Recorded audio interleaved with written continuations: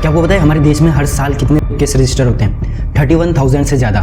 लेकिन उनमें से लोगों की नज़र में कितने आते हैं? सिर्फ एक। और वो एक केस भी लोगों की नज़र में तब तक ही रहता है जब तक या तो उस केस में से व्यूज़ आ रहे हों या फिर वो केस उनकी स्टोरीज में उनको कूल दिखा रहा हो। आज से करीब 3 साल पहले एक ऐसा ही केस हम सबके सामने आया था, अंकिता भंडारी केस।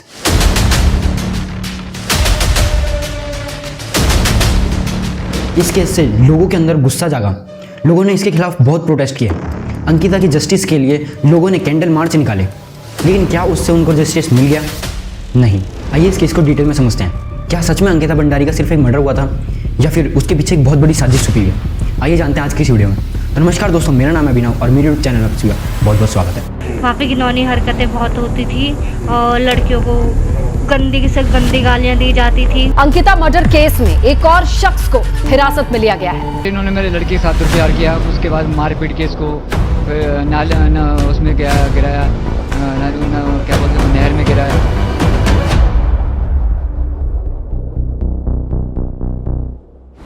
ये 11 नवंबर 2003 को उत्तराखंड के पौड़ी गढ़वाल डिस्ट्रिक्ट के डोब सिरकोट गांव में वीरेंद्र सिंह और सोनी देवी के घर में एक बेटी का जन्म होता है। वो लोग इसका नाम अंकिता रखते हैं। अंकिता एक बहुत ही होशियार लड़की है जो कि पढ़ाई में बहुत ही होशियार। वो अपनी schooling Bhagat Ram modern school से 2020 में पूरी करती है। अंकिता के 12th में 88% आते हैं, लेकिन तभी पूरे देश में लॉकडाउन लग जाता है। Pressure is mounting on India's government to impose a national lockdown after the country recorded more than 20 million COVID infections. पूरे देश में लॉकडाउन लगा हुआ है, जिसके वजह से अंकिता देहरादून से Shri Ram institute of hotel management से 1 ईयर का एक सर्टिफिकेट कोर्स करने का फैसला करती है। कोविड होने की वजह से अंकिता 3 महीने तक अपने घर से ही ऑनलाइन क्लासेस अटेंड करती है। लेकिन 2021 में जब फिर से सब चीज़ें नॉर्मल होने लग जाती है तो सब कॉलेजेस भी खुलते हैं और अंकिता अपनी बची हुई 6 महीने की पढ़ाई पूरी करने के लिए देहरादून आ जाती है। इसके बाद अंकिता के कॉलेज वाले 40,000 रुपये मांगते हैं, जो कि सेमेस्टर फीस होती है। इससे पहले भी अंकिता के पापा कॉलेज वालों को 45,000 रुपीज़ दे चुके थे और इसके बाद उनकी कोविड में जॉब चली जाती है, जिसकी वजह से वो ये फीस नहीं दे पाते और अंकिता अपनी सर्टिफिकेट कोर्स भी पूरा नहीं कर पाती और वो वापस घर आ जाती है।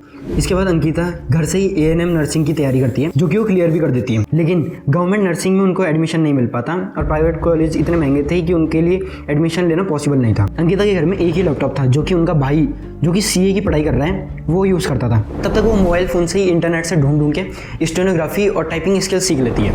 इसके बाद पुष्प नाम का लड़का, जो कि अंकिता का इंस्टाग्राम फ्रेंड है, वो अंकिता को एक जॉब के बारे में सजेस्ट करता है। वो उसको बताता है ऋषिकेश में एक वनतारा रिजॉर्ट है और वहाँ रिसेप्शनिस्ट की जॉब है।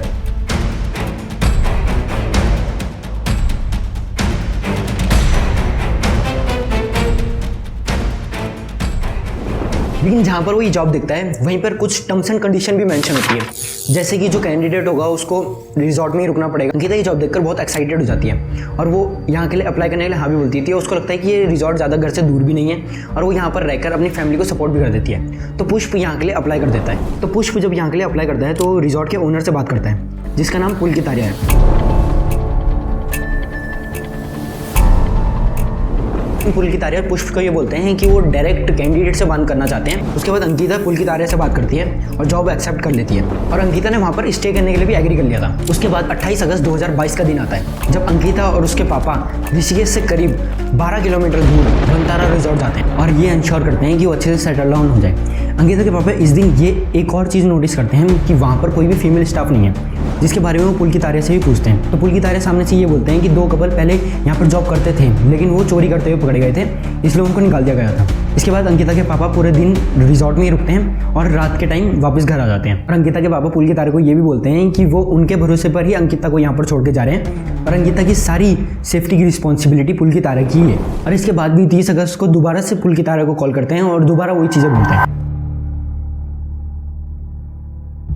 इसके बाद अंकिता 1 सितंबर से अपनी जॉब शुरू करती है। अंकिता रोज अपनी मम्मी से एक बार बात जरूर करती है। 17 सितंबर 2022 को अंकिता की मम्मी और अंकिता का भाई अजय, जो कि दिल्ली में CA की पढ़ाई कर रहे हैं, वो तीनों एक कॉन्फ्रेंस कॉल करते हैं और करीब 34 मिनट्स तक बात करते हैं। इस कॉल में अंकिता अपने भाई और मम्मी से नॉर्मल बात करती है। इस समय तक अंकिता नॉर्मल थी। उसके दूसरे दिन 18 सितंबर शाम 4:30 बजे अंकिता की मम्मी अंकिता को एक मैसेज करती है, लेकिन वहाँ से कोई रिप्लाई नहीं आता। फिर शाम को 8:30 बजे दोबारा से एक मैसेज करती है। वो इस मैसेज में अंकिता से ये पूछती है कि उसने खाना खाया कि नहीं खाया, लेकिन उसका कोई रिप्लाई नहीं आता है। तो ये अंकिता की मम्मी ये समझती है कि वो खाना खाकर शायद सो गई होगी, इसलिए रिप्लाई नहीं कर रही है। इसके बाद 19 सितंबर शाम 4 बजे अंकिता का जो इंस्टा फ्रेंड पुष्प था किसी से अंकिता के पापा का नंबर लेता है और अंकिता के पापा को कॉल करता है। वो अंकिता के पापा को ये बोलता है कि उसको पुलकित आर्य का कॉल आया था और उसने ये बोला कि अंकिता सुबह से रिजॉर्ट में नहीं है, लेकिन उसे लगता है कि अंकिता 18 तारीख की शाम से ही गायब है। ये सुनते ही अंकिता के पापा बहुत टेंशन में आ जाते हैं। वो सबसे पहले पौड़ी थाना में जाते हैं और मिसिंग रिपोर्ट लिखाते हैं, लेकिन वहाँ की पुलिस बोलती है कि रिपोर्ट यहाँ नहीं लिखा जाएगा, मुनि की रेती जहाँ रिजॉर्ट है वहाँ पे ये कंप्लेन लिखी जाएगी। तब वो मुनि की रेती थाने में जाते हैं, लेकिन वहाँ भी उनकी कंप्लेन नहीं लिखी जाती। इस समय वैसी आधी रात हो चुकी थी और अंकिता के पापा को इस पुलिस स्टेशन से दूसरी पुलिस स्टेशन बस घुमाया जा रहा था। इसके बाद अंकिता के पापा ऋषिकेश के कोतवाली थाना में जाते हैं, लेकिन वहाँ भी उनकी कंप्लेन नहीं लिखी जाती।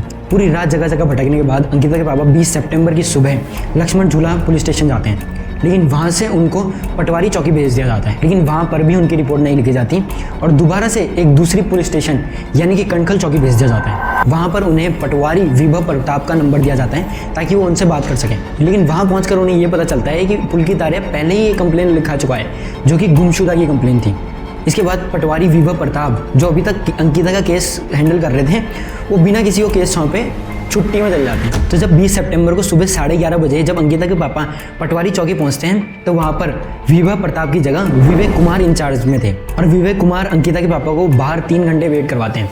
उसके बाद भी जब उनको अंदर नहीं बुलाया जाता है तो अंकिता के पापा ज़बरदस्ती अंदर जाते हैं, फिर भी उनको 1.5 घंटे वापस बाहर रखा जाता है। और इसके बाद जब बहुत जिद करने के बाद अंकिता के पापा को अंदर जाने का मौका मिला तो विवेक कुमार अंकिता के पापा को ये बोलते हैं कि पुलकित आर्य ने जो अंकिता के लिए कंप्लेन लिखवाई है उसी के आधार पर वो इन्वेस्टिगेशन करेंगे। और अंकिता के पापा ने जब उनसे कंप्लेन दिखाने की बात करी तो वो भी उनको नहीं दिखाई जाती। बहुत समय जिद करने के बाद अंकिता के पापा को पुलकित द्वारा लिखाई गई कंप्लेन देखने का मौका मिलता है। उसमें लिखा हुआ था कि 17 तारीख को अंकिता बहुत डिप्रेशन में थी और वो उसे खुश कराने के लिए उसका मन पसंदीदा खाना खिलाने के लिए बाहर लेके जाते हैं और शाम को वापस आ जाते हैं। लेकिन अगली सुबह अंकिता रिजॉर्ट से गायब थी। लेकिन असली बात तो सामने तब आई जब पुष्प ने अंकिता के पापा को सीसीटीवी फुटेज भेजी जिसमें अंकिता शाम को जाते हुए तो दिखती है लेकिन आते हुए वापस नहीं दिखती। ये सीसीटीवी फुटेज देखने के बाद भी पटवारी ने कोई स्ट्रिक्ट एक्शन नहीं लिया और इसके बाद अंकिता के पापा 21 सितंबर 2022 को कहीं ना कहीं से नंबर अरेंज करके कहीं ना कहीं से जुगाड़ लगाकर उत्तराखंड विधानसभा के अध्यक्ष रितु खंडूड़ी से बात करते हैं, जिसके बाद प्रशासन एक्शन में आता है। उसके बाद 22 सितंबर को पौड़ी गढ़वाल डिस्ट्रिक्ट पुलिस को ये मामला सौंपा गया और इसके बाद मिसिंग रिपोर्ट को FIR में बदला जाता है। 22 सितंबर की रात को पुलकित आर्य के पिता विनोद आर्य जो कि बीजेपी के बड़े नेता थे, उन्होंने पुलकित आर्य और अंकित जो कि रिजॉर्ट का मैनेजर और पुलकित का चाइल्डहुड फ्रेंड था उन्हें सरेंडर करने को बोलते हैं और उसके बाद पुलिस उन्हें अरेस्ट करती है। इसके बाद पब्लिक इनके साथ बहुत मारपीट करती है और यहाँ से ये मामला पूरे देश में आग की तरह फैल जाता है। फांसी चाहते हैं कि हम उसे फांसी मिले, उन तीन जब तक फांसी नहीं होगी हम यहाँ पे आंदोलन करेंगे। सारी महिलाएं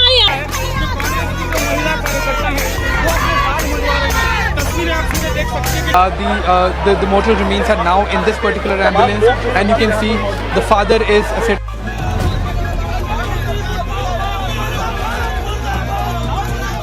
मतलब इसके बाद पूरे उत्तराखंड में गुस्से का और दुख का माहौल था। इसके तुरंत बाद गवर्नमेंट रिजॉर्ट में बिल्डोजर चलवा देती है जिससे कि रिजॉर्ट में जो कुछ एविडेंसेस थे वो भी सब मिट जाते हैं। लेकिन गवर्नमेंट का ये कहना था कि एविडेंसेस सारे ले चुके थे, लेकिन बिल्डोजर जो था वो रात के टाइम चलाया गया था। 23 सितंबर रात के टाइम चलाया गया था और साथ में जो रिजॉर्ट के साथ में एक फैक्ट्री भी थी वो भी जला दी जाती है, जो कि रूल्स एंड रेगुलेशन का एक बहुत बड़ा फेलियर दिखाता है।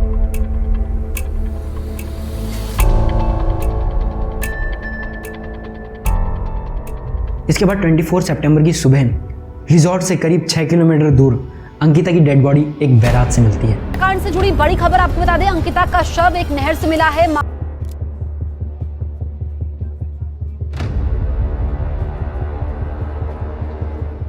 जिसमें कि अंकिता के पापा के हिसाब से अंकिता के शरीर पर 5 चोटों के निशान थे और दांत सारे टूटे हुए थे। इसके बाद अंकिता की बॉडी का दिन 2 बजे एम्स ऋषिकेश में पोस्टमार्टम होता है और पोस्टमार्टम के तुरंत बाद पुलिस अंतिम संस्कार करने का ज़बरदस्ती करने लग जाती है। बहुत फोर्स करती है कि कैसे भी करके जल्दी से जल्दी अंकिता का अंतिम संस्कार कर दिया जाए, लेकिन अंकिता के पापा इस चीज़ के लिए मना करते हैं। लेकिन उसके लिए वो पुलिस वाले अंकिता के पापा पे एक झूठा बहाना भी बनाते हैं कि अंकिता की माँ जो है वो ICU में भर्ती है, उनकी बहुत तबीयत ख़राब हो चुकी है। तो अंकिता के पापा को ये लगता है कि शायद से बेटी की खबर सुनकर अंकिता की माँ की तबीयत ख़राब हो गई हो, लेकिन ऐसा कुछ नहीं था। पुलिस के बहुत फोर्स करने के बाद अंकिता का श्रीनगर में अंतिम संस्कार कर दिया जाता है।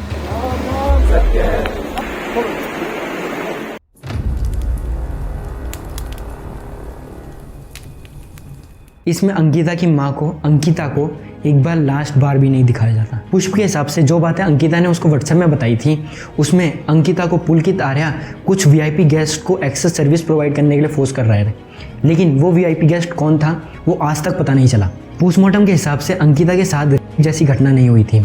उसको कोई केमिकल सुंघाकर नदी में फेंका गया था, जिसको अंकिता के पापा ने गलत बताया है। ये वीडियो मैंने न्यूज़ रिपोर्ट्स और कुछ फैक्ट्स रिपोर्ट्स को देख के बनाई है। आप लोग चाहें तो गूगल में जाकर इस चीज़ को कंफर्म भी कर सकते हैं एक बार। आगे मैं आप सबसे बस इतना ही कहना चाहूँगा कि करीब 2.5 साल पहले अंकिता के लिए लोगों ने बहुत सी इंसाफ की लड़ाई लड़ी थी, बहुत आवाज़ उठाई थी, बहुत से प्रोटेस्ट किए थे, बहुत कैंडल मार्च किए थे, जो कि एक तरह से सही भी है। लेकिन क्या उससे अंकिता को इंसाफ मिला? नहीं। आज भी अंकिता के माँ बाप अंकिता की इंसाफ की लड़ाई लड़ रहे हैं। ये सब दिखावा किया है इन्होंने हमारे साथ, सब छल किया। मुझे पता है ना कि जब उन्होंने मेरी बेटी को दिखाया नहीं मुझे, तो मेरी बेटी अभी जहाँ भी है मुझे मेरी बेटी दिखाओ, मैं कुछ नहीं जानती। इतनी दूर से बुलाया इन्होंने मेरे को जंगल से। और आज भी ये पता नहीं चला आखिर अंकिता के साथ 18 सितंबर से 23 सितंबर के बीच आखिर हुआ क्या था। बहुत बहुत धन्यवाद। अगर आप लोगों को मेरी वीडियो पसंद आई हो तो इस चैनल को सब्सक्राइब जरूर कर दीजिएगा।